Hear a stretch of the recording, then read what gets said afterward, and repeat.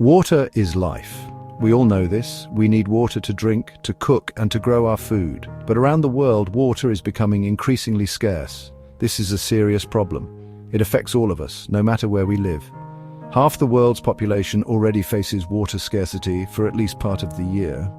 This means that millions of people do not have enough water to meet their basic needs. The situation is only going to get worse. With climate change and a growing population, the demand for water is increasing. But the supply of fresh water is limited. We need water for more than just drinking. Agriculture, the way we grow our food, uses 70% of the world's fresh water. When there is not enough water, crops fail, food becomes scarce, prices go up, people go hungry. This is not a problem for the future, it is happening right now. Now a day's water is as precious as petroleum. In India and China, farmers are struggling to grow crops because of a lack of water. In the United States, the Colorado River is drying up, threatening the water supply for millions of people. Australia is almost half dry. There are many reasons why we are facing a global water crisis. Climate change is a major factor. As temperatures rise, droughts are becoming more frequent and severe. Glaciers, important sources of fresh water, are melting at an alarming rate. But climate change is not the only culprit. Our own actions are also to blame. We are polluting our rivers and lakes with industrial waste and sewage. We are using too much water for agriculture and industry, and we are not doing enough to conserve this precious resource. Population growth is another factor putting pressure on our water resources. As the world's population grows, so too does the demand for water. We cannot continue on this path. If we do not change our ways, the water crisis will only worsen.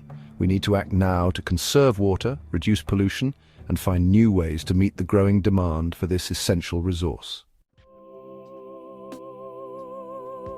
The water crisis has a very real human cost. When people do not have enough water, it affects every aspect of their lives. They cannot grow food, maintain their hygiene, or stay healthy.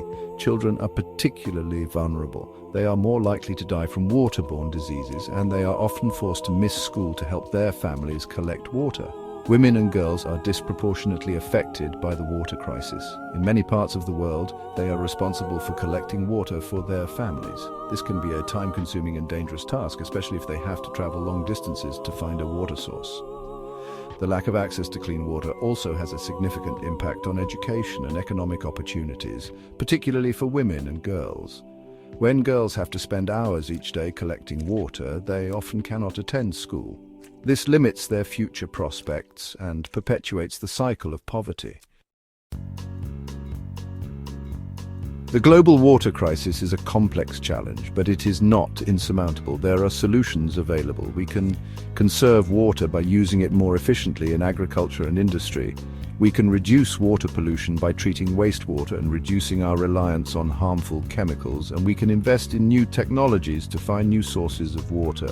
International cooperation is essential. Water knows no borders, rivers cross countries, aquifers lie beneath multiple nations.